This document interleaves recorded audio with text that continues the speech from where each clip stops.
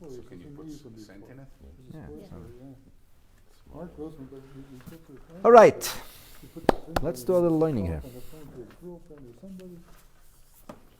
Okay, where are we? We're on 26, page 26 of those big Gemara pages, and we're on side 2. Side 2. Side 2. 2 sides to this thing? Okay. There's 2 sides to every page, yes. Okay, so I just want to keep up with you because All right, so I'm waiting for you to get to the right page. So just show me where we are in this. Would you mind? So 26B. Yeah. It's, I'm on B1, B2. Which part?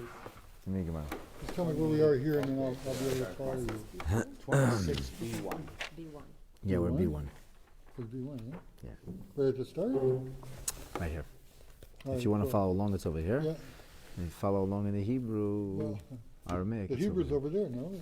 It's over here. The Kuli Alma. Okay. All right, thank you so much. All right, so let me begin with a little bit of a refresher, because we haven't studied this Gemara for a couple of weeks. And let me warn you that it's a hard Gemara, but not that hard. It's a little hard. And whatever, it's going to be great. We're going to get through this Gemara. We're going to have a B1. good understanding of it. B2. Backgrounder. So backgrounder, I'm going to give you 3 backgrounders. Backgrounder number 1. There is this notion, this concept of ritual purity and impurity within Torah. It's a Torah idea. There is no actual word for tahara or for tumah in other languages. They'll tell you pure, but you could have pure olive oil or pure apple juice. Pure doesn't mean tahar. Tahar has nothing to do with sediment. And pure means free of sediment or dross. But that has nothing to do with it. When it comes to tameh, we have no word whatsoever. In English, we use the word impure, as in not pure. So for as poor as the word pure was, pure is a poor word, meaning it poorly addresses the subject from a Torah perspective. Why is this? Because language, as we know it, is a human construction. People decide to call something by a particular word or a collection of phrases that somehow get strung together. In Hebrew, this is called Lashon Heskemi, a language that we agreed upon. We agreed to call this a table, so it's a table. If we all decided to call it a chair, well, then it would be a chair. It isn't any more table than chair, except that if you'll tell people the Gemara is on the chair, you will confuse them. This is why sometimes people who speak English from different countries get confused, because there are some words that in Australia or Great Britain or Canada and the United States, the same word can mean something else in a different place. So South Africans will have a euphemism like say, oh, shame. And people from Canada have no clue what they're talking about. Who's ashamed? No, nobody's ashamed. Ah, shame. It's just an expression. It's a euphemism. Anyway, the point is this. When it comes to the Hebrew tongue, or the holy tongue, the Torah language, we have realities that, Lashon HaKodesh, holy tongue, that's legislated by God. God says this is such and such. So God says this is Toher, and God says this is Tomei. What does that mean? It's a godly thing. We don't really know what it means. If you look at the olive oil and say, oh, this is Tomei, really, how do you know? How could you see it's Tomei? You can't. If it was touched by a person as ritually impure, it's Tomei. It's perfectly clean. Nobody even touched it. They took the olive oil and they moved it this way. That's all Tomei. Or Tahor, based on what? It's not observable within the range of phenomenon, scientific phenomenon as we know it. So because we're dealing with something which is entirely unscientific and entirely not within the realm of human understanding or knowledge or rhyme or reason, it's Torah language. It's Torah language. These are Torah concepts which we believe in, although we may not fully understand them. We believe that certain things are Torah and certain things are Tomei. And that's what you have to know we're talking about now. We're talking about what's Tomei and what's Torah. Now, the basic principle of Tomei and Toher is not something which is connected to rhyme and reason. This falls, as a rule, into the part of Torah that's called a chok, a statute. However, there is a lot of jurisprudence and a lot of rhyme and reason. Once you've accepted the principle, there's a lot of rhyme and reason as to the principles, the operating principles of Tumah and Tara. And there are different forms of Tumah and Tara, and they have different operating principles. And I will give you an example, an easy example for anybody to understand. There is the possibility of an article of clothing becoming ritually impure. An article of clothing. What about a thread? Can a thread become tamei? The answer is no. Why not? Because it isn't an existence of something which is able to conduct the notion of ritual impurity. It has to be able to serve as a convention. It has to be able to conduct the ritual impurity, and generally speaking, we need what's called a keli. We need to have something which is a useful instrument, not a blob. So just a blob of metal or a blob of clay or a blob of earth is not something that conducts ritual impurity. But if you work with that raw substance and you turn it into a fork or a knife or a plate or a scissors, then it becomes a keli. And as a keli, it's able to contain ritual purity or the opposite. Does that make sense to you? Okay. So that's background to number one. Background to number two. Within the realm of Tumah and Tara, which does not play a very large role in Jewish life, Jewish observant life today, in today's day and age, because we are all deemed to be ritually impure. And the real reason we'd want to be tahor is so that we could go to the Beit HaMikdash 3 times a year, so that we could bring korbanot offerings, which this has been moot for 1950 years now. So we're talking about something which we have not, observant Jews have not engaged in for a very long time. Once rabbis worth their salt were expert at these laws because people needed to know answers. Nobody asks shilas questions. Rabbi, am I tahor or tamei? Can I go to the Beis HaMikdash tomorrow? I have no clue. I'm not an expert on these laws because they're not practical, unfortunately. When Mashiach will come, they'll become practical. Now, they're of interest, of inspiration, of importance because it's Hashem's Torah. So we have this principle called tzoras.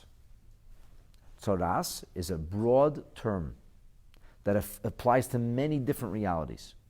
It could mean a dermal lesion, which has nothing to do with the contagion. It's just a discoloration. It could mean stone on a building that has also now become discolored, by the way, a different color. And it could mean things that end up on your leather couch or your Chesterfield, as they call it in Canada. And it could mean a discoloration, not a natural phenomenon, a discoloration for appearance's sake, a virtual reality, if you will, that shows up on a white garment. And that's called tzoras begodim. The tzoras of clothing. Doesn't happen today. Doesn't happen. This is, as the Rishonim say, Eino min minhago shel olam. This is not part of the rubric of everyday reality. It's a miraculous thing. The Rambam says it was ot upela. It was a miracle. It was a wonder of something that once existed, something that once unfolded within the realm of Jewish life, observant Jewish life. We don't have this today. But it's a subject we're going to be discussing. So that's the second backgrounder. And now, the third backgrounder is what we're actually talking about here, after you get all that in place. So we have a discussion now about a swatch of cloth, a piece of fabric. And in the previous class, we learned about this notion, this idea that a swatch of fabric, if it's the size of shalosh etzbaot, by shalosh etzbaot, 3 fingers by 3 fingers, that's already called a swatch of cloth, a piece of fabric that is considered or deemed to be of value. And because it's deemed to be of value, it would become ritually impure. But if it's smaller than that, it's not a swatch, it's not a piece of fabric, it doesn't represent anything. It's like a blob, it's like a clump of clay, a clump of earth. It's not like something which has use. Now, whenever we talk about ritual purity and impurity, size does not always matter. For example, a needle is definitely an instrument. A needle is an effective thing. So a needle becomes tamei. And we have entire halachas about how needles become tamei and how needles become tar. It's a needle. But needles are very small, but effective. When it comes to cloth, size does play a role. So it's obvious that if something is a garment, that it could become tamei. It doesn't have to be a large garment. If you have an infant's clothing, they make tiny stuff for infants. Small infants, 6 pounds. Tiny little hat, tiny little gloves or little booties, that's an article of clothing. That will become ritually pure or impure. It's not a question. Size has nothing to do with it. The fact that it is a garment automatically means it's going to be ritually impure. But if you have a piece of fabric, what they call a swatch, the question is that meaningful?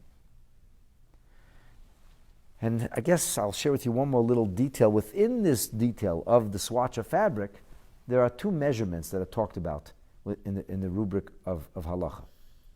One is shalosha al shalosha, and one is shalosh al shalosh, which, by the way, both mean 3 by 3. What's the difference between shalosh al shalosh and shalosha al shalosha? One is masculine and one is feminine. So an etzba, a finger, is masculine. It's a masculine word. It's ba'achat. It's feminine. Okay, maybe. But I think an etzba is masculine because shalosh is masculine, right? Mm-hmm. Yeah. So I'm pretty sure an etzba is also masculine, I think. But this is not my area of expertise, so I'm going to back out right now, put a shoehorn in my mouth and back away. But this I am sure of. This I am sure of. That shalosh al shalosh refers to etzbaot.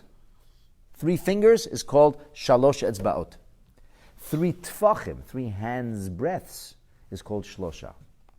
So, this is what you need to know. If you see in the Gemara, shlosha al shlosha, 3 by 3, it means 3 hands breadths. If you see shalosh al shalosh, then it will mean 3 fingers. An example.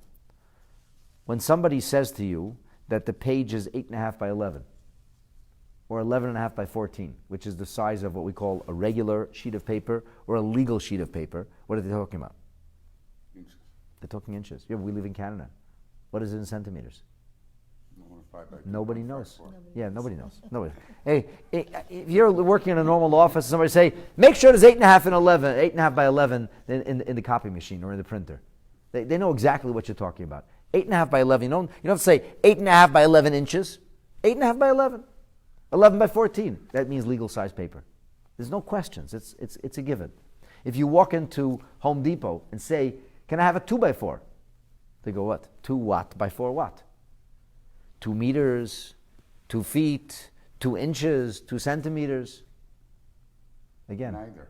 Huh? A 2 by 4 is not a 2 by 4. A 2 by 4. A 2 by 4 is a 2 by 4. It's just No, it's very long. No, it's a 2 by 3.5. Okay, but it's called. 1 and something, actually. One second. One and Guys, seven don't inches. confuse me with the facts now of what a 2 by 4 is. It represents 2 inches by 4 inches. True or false?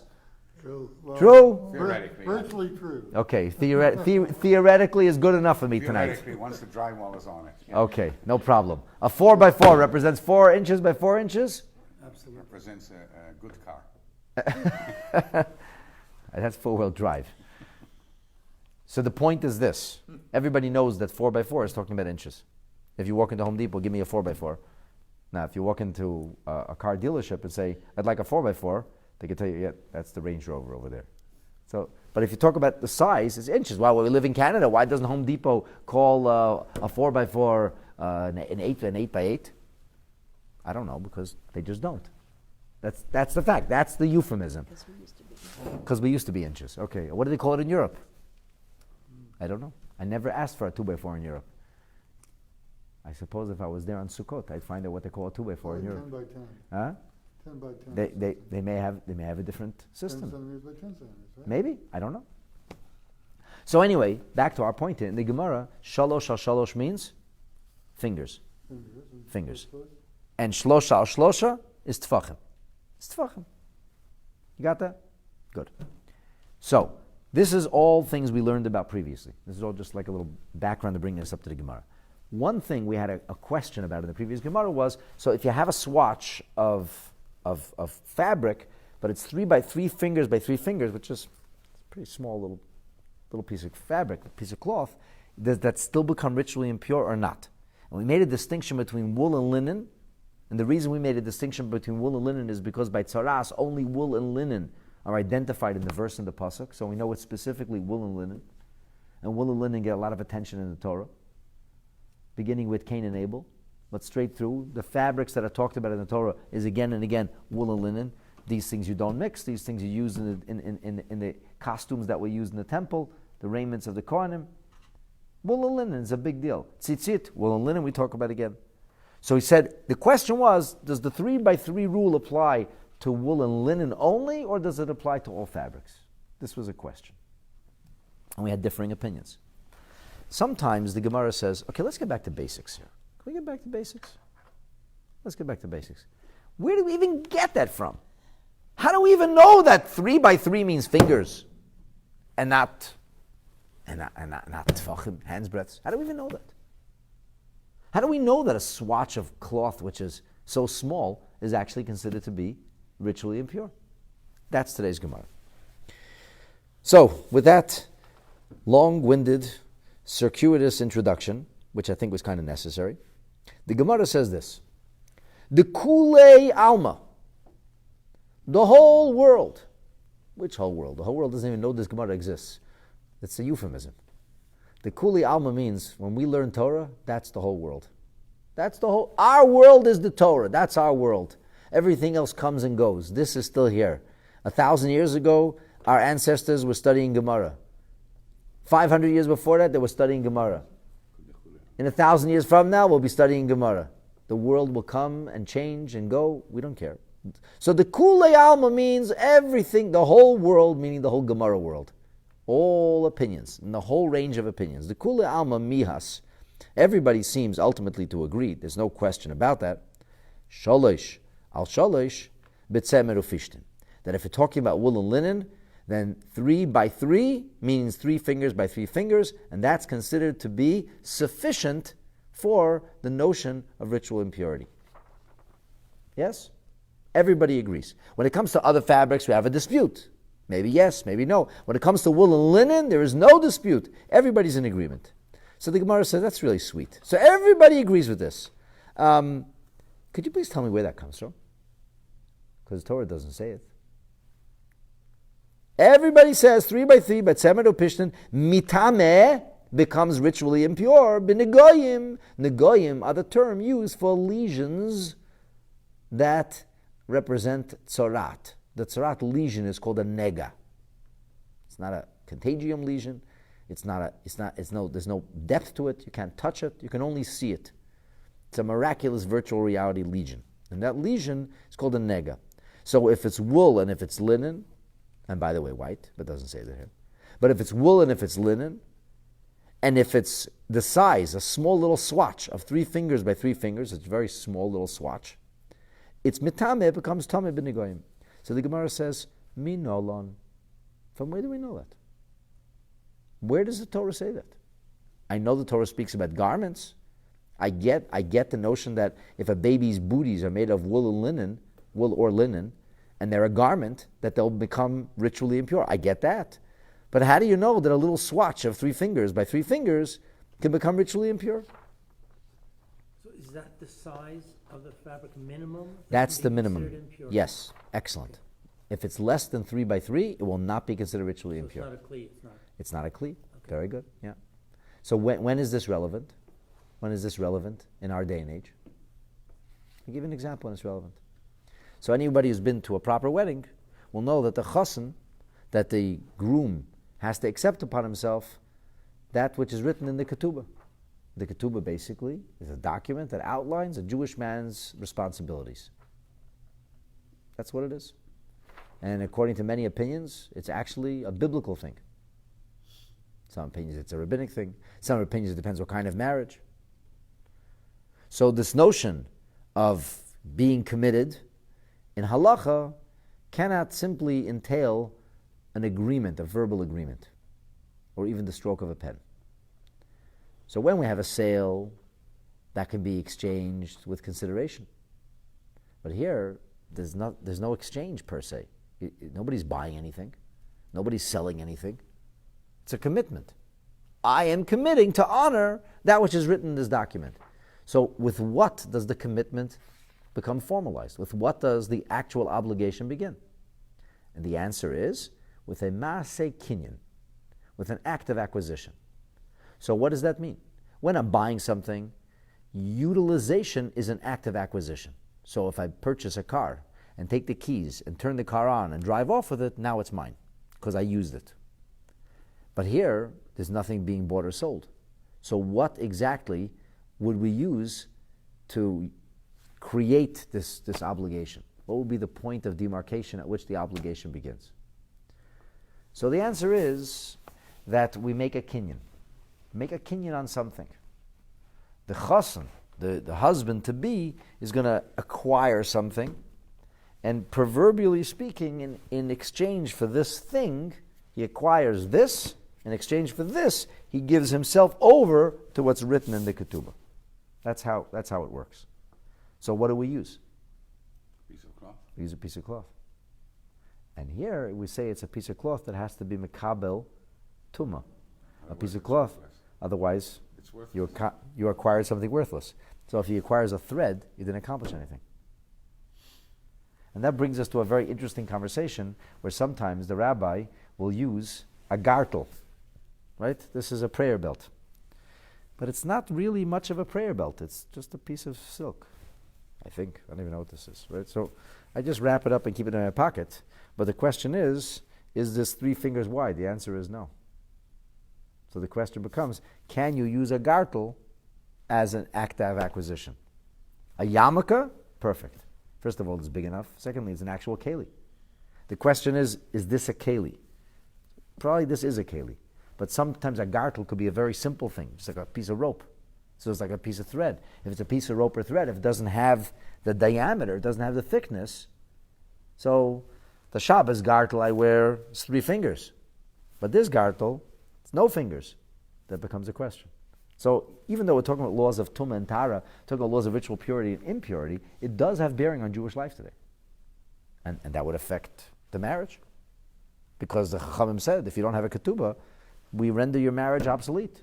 We make you into a sinner. That's no good. So there has to be a kinyan. So these principles have to be understood. And even things that seem to be archaic because they represent tumah and tara, ritual purity and impurity, in truth, they are relevant in Jewish life. Another area where tumah and tara comes into play is when it comes to covering the sukkah. So it says if the covering of the sukkah is mekabel tumah, if it able to receive ritual impurity, it's not kosher schach, which would mean your sukkah is not a kosher sukkah. And somebody who wants to fulfill the mitzvah of sukkah would want to know that. And a rabbi may have to answer that question. Is this a kosher sukkah or is it not a kosher sukkah? Is it mekabel tumah? So you can't really be an ignoramus. You have to know. These are somewhat relevant. So you can't put a tarp over a sukkah. Or you certainly cannot put a tarp over a sukkah for multiple reasons, yes. But let's stick to fabric now. Let's go back to fabric land. Okay, so the business is it's shalosh shal shalosh, and the Gemara says minayin. Where do we know this from? And the Gemara's answer is the Tanya, because we learned it. And because we learned it is a word in the Talmud which is used to introduce a brisa. The brisa is teachings from the genre of Mishnah, which for one reason or another were not inducted into Mishnah, but they are actually, they are actually like important parts of Torah. It's the real deal. This is not a teaching which is unauthorized. This is an authorized teaching. So we learned in a brisa as follows. When you look in the Torah, when the Torah speaks about the concept of ritual purity and impurity engendered in a garment, because it's a garment and it has the discoloration as the Torah describes it. So it says, beged. That's what the Torah says. Now, it doesn't actually say beged. The Torah says, veha-beged ki yiyebo nega tzoras. And the garment, when it will have a lesion of tzoras. But it says beged. So the Mishnah, the Brisa says, beged, ein lielo beged. I only know if it's an article of clothing. An article of clothing is a definitive article. If you, going back to our baby example, if you see little baby infant socks, tiny little things, it's almost like a doll sometimes. Anybody who had a baby in the house will know what that is in 5 seconds. So what's that? Oh, that's a sock. That's the sock I've been looking for. And when you need to get socks on the kid because it's cold, you need those socks. It's an article of clothing. So whether you're a very, very large person or a tiny person, an article of clothing is an identifiable thing. What if you find a tablecloth? Would you look at that as an article of clothing? I suppose it could be an article of clothing. If somebody didn't have clothing, they could wrap themselves in a tablecloth. But when you look at the tablecloth, you say, oh, that's a toga. You say that's a tablecloth. That's identified as a different kind of instrument, an instrument which is made for a table. What happens when you see a bolt of cloth or a piece of cloth? Do you look at it and say, that's a tablecloth? Says who? Says who? I have this childhood memory of coming from, I think we were living in Philadelphia at the time, maybe in Jersey. We came to a Farbrengen. The Rebbe was Farbrengen, and my brother Yossi and I drove him with my dad. And we stayed at my grandparents' home. The Farbrengen finished in the wee hours of the morning. And instead of driving back, middle of the night, so we were going to get a few hours of sleep, and we were going to drive back in the morning. And my grandparents were away. I don't remember where they were. So my father had the keys to his parents' house, so we come into the house, but it's dark. And he couldn't find the switch for the lights. So we're in the dark. And we're like irritable kids, we're like 10, 11 years old, or 9 years old. I don't know how old we were. And we want to go to sleep. It's 2 o'clock in the morning.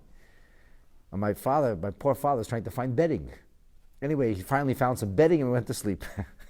And yes, and I wake up in the morning and we're just sleeping on tablecloths.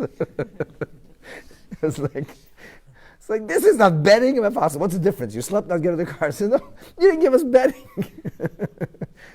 He found, instead of the linen closet, he found the tablecloth closet. Okay, so that's a silly memory. It's still stuck in my head. Okay, here's the point. The point is, when you look at items, you identify them as something. It's either identified as clothing for a person, or you can have doll clothing.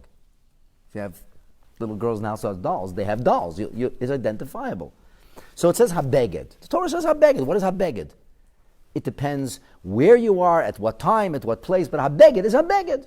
It's an article of clothing. It doesn't require an enormous leap of imagination to know what a beged is. So the Gemara says it, the Torah says beged. So what if it's not a beged? What if it's cloth? Excuse me. What if it's cloth? What if it's not a beged yet? So the Gemara says like this. Talmud loimar.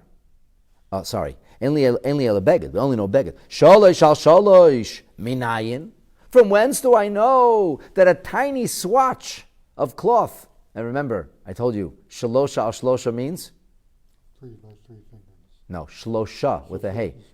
It's 3 handbreadth with the handbreadth. Shalosh al shalosh means? 3 fingers. 3 fingers. Where do we get that? Minayin. So the Brayso says, Talmud lomar. The verse comes to teach it to me. How does the verse come to teach it to me? Because it doesn't say beged ki yiyeh boinega. It says vehabeged. Vehabeged. Now this is the way the Torah talks to us. Always with hints. Always speaking in a way which maybe it didn't have to have all those letters and all those nuances, but if it did, there's a reason for it. So we necessarily are trained to treat Torah texts with the greatest reverence, to treat them charitably, to assume that there's always a message here. Now, if there's an extra vav, there's an extra vav. If there's an extra hey, extra vav and a hey, it's got to be teaching us something. Why did the Torah have to say vehabeged, which in English would be the equivalent of and the?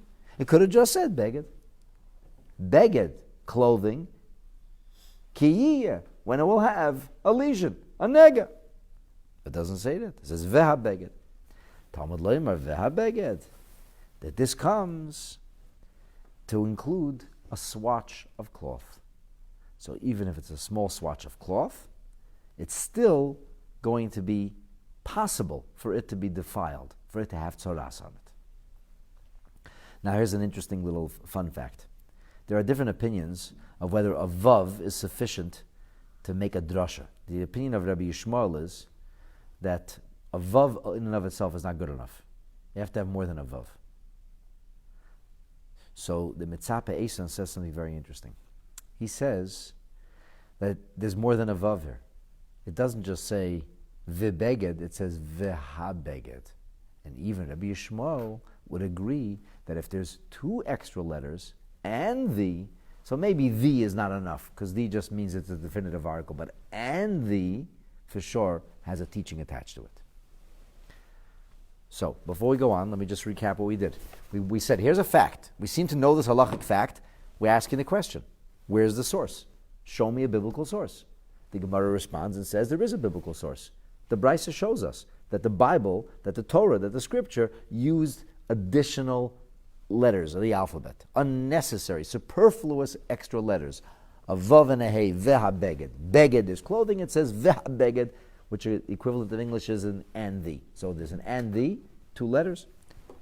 So the Gemara now comes back and says, okay, so that's how you know that a swatch of cloth that's 3 fingers by 3 fingers is becoming ritual impurity?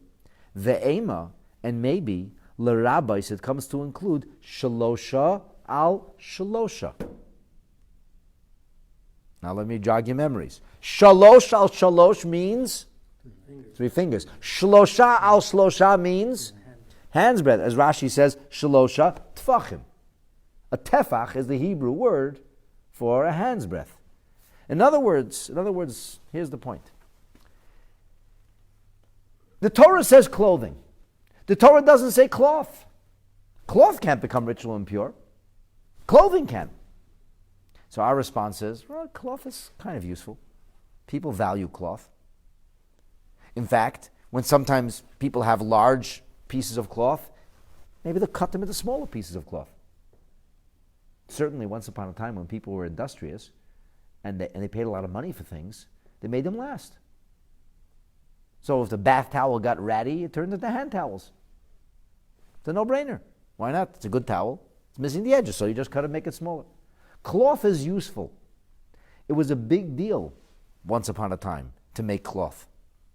People had looms in their house. People worked on making cloth.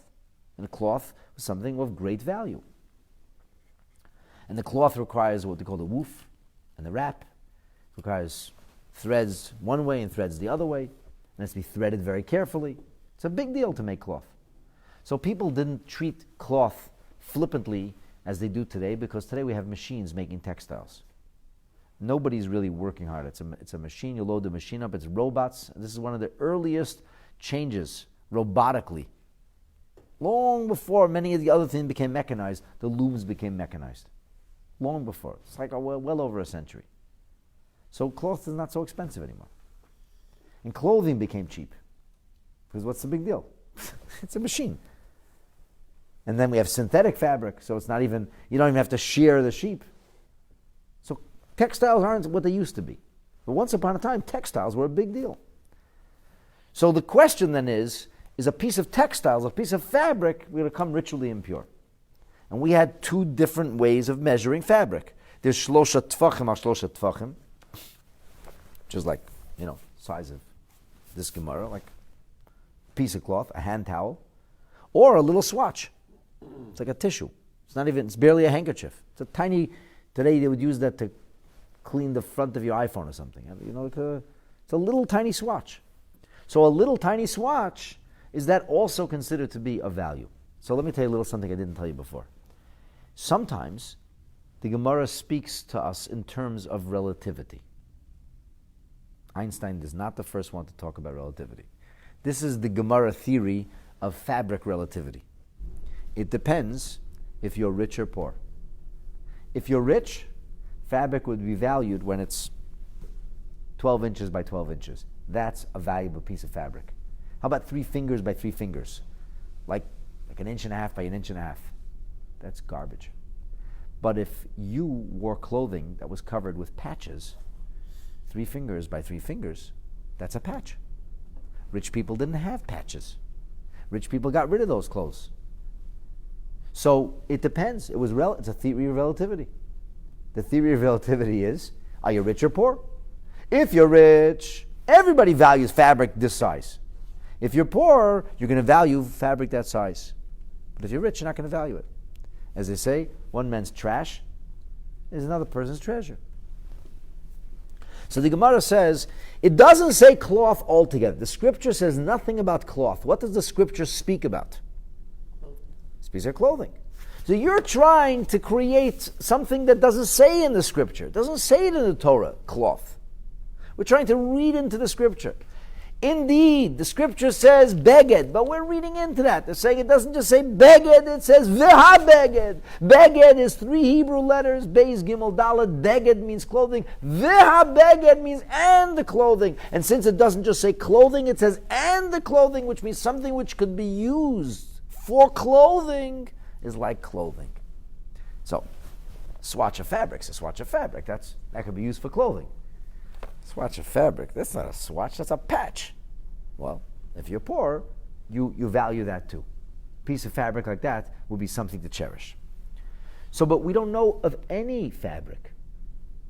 In the Torah, it only speaks about clothing. So the Gemara says, if we're adding something. It doesn't say it in the scripture. In the scripture, it only says fabric. It doesn't say clothing. You're adding fabric. So how do you know you're adding the fabric that's valued by poor people? Maybe we're only adding fabric that's valued by all people. Namely, not shalosh al shalosh, not 3 fingers by 3 fingers, but 3 tfachim by 3 tfachim. That's the question of the Gemara. The Gemara says, yes, no question about it. There is something superfluous here. Who said that's what it comes to teach? Ve'ema, and perhaps l'rabbis to include shleisha al shleisha. You understand? 3 tvachim by 3 tvachim. So the Gemara's response to that is impossible. Impossible that that's what it would be teaching me. Why is it impossible? I only knew clothing. You're telling me novelty now. How is that impossible? So the Gemara says, I'll tell you why it's impossible that it would be teaching me a large swatch of cloth. Do you know why? Because we know that already. How do you know that? Torah doesn't say it. How do you know that already? So the Gemara says this. Shleisha al shleisha lav kal v'chomer. Is it not implicit? Implicit means self-understood. It doesn't have to be taught to us because it's self-understood. And I'll give you a silly example of self-understood. Self-understood. If a person is capable of lifting a pound, they're certainly capable of lifting an ounce. If you can eat a pound of cake, you can eat an ounce of cake. Simple thing. If you can schlep a gallon, for sure you can schlep a quart. Why? It's implicit. It's included. So the Gemara says, really? It's included in what? Before we talked about garments. So the Gemara says, Hashta shesi ve'erev metama. Shesi ve'erev means crisscross. The whoop and the raf. The crisscross becomes ritually impure. Why does the crisscross, meaning the threads as they're being hung on the loom? You have to, there's a word for it. I'm forgetting it right now. It's not called dressing the loom, it's not called loading the loom, it's called stringing the loom. Something like this. But it has a word for it. And it was a big deal. So interestingly, the Rambam says in Pirush HaMishnayos that the threads that were used horizontally and the threads that were used vertically were of different diameter. He says when it comes to wool, he says the horizontal threads were thicker, and the threads, the vertical threads, were slightly thinner. I don't know if this still holds true in fabric or in textile today, but he's. Slide in easily. I don't claim to understand this. I've never woven fabric, but that's how it is. It's an art. It's an art. The indigenous peoples of Canada were very good at this. They did it by hand. They didn't have the fancy machines that were developed, even the hand looms that were developed in Europe, and they would use it in a very primitive but very beautiful way. And it's actually very valuable, these blankets today, that the indigenous peoples of North America would make. So at any rate, the point is this. The Torah does state clearly that not only can the garment become tamei, the Torah says if the loom has begun, you started hanging or dressing or loading the loom, it could also become tamei. As long as some of the fabric has already actually been woven. Some of the textiles have actually already come together. How much of it? Very little of it, by the way. Once 3 fingers by 3 fingers, once the basic, there's the appearance of actual fabric, of actual textile, not simply threads. Once that happens, automatically what's in the loom can become tummy.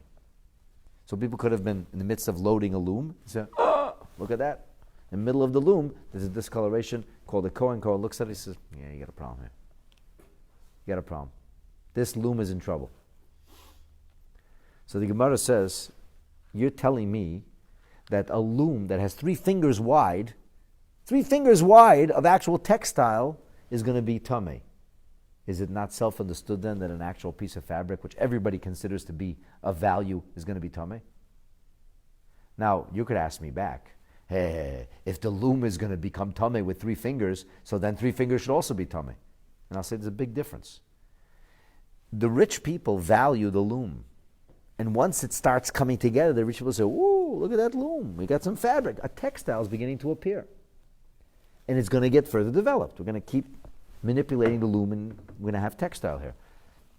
But a little patch is a patch. Patches don't grow. It can't get any bigger. It's a patch. On a loom, it can grow. On a patch is a patch. So the point is this. It's not impossible for us to understand that as soon as you have a loom in which 3 by 3 fingers by 3 fingers of the threads have already started to tighten and come together to form the structure of fabric, of a textile, that we have a textile in the making now. So it becomes tummy. So the Gemara says this, if it's not even fabric yet, it's not even fabric, it's going to be fabric. It's fabric in the making, it's potential fabric. And that's tummy. For sure, shloisha al shloisha is tummy. Because shloisha al shloisha is actual fabric. Everybody would consider that fabric. That is fabric of value. You could make an article of clothing from it. Whether it's a hat or gloves, or you could make something out of it. So the Gemara says we wouldn't need to be taught that. That's a kal v'chomer. But shloisha, so in that case, hashta shesiv erev metama shloisha al shloisha miboye. You have to be taught that 3 tvachim by 3 tvachim. Self-understood. The Gemara says, if so, shalosh al shalosh nami leisi b'kal v'chomer. Then let's use the kal v'chomer to say, here's potential cloth. So that should be as good as here's an actual patch.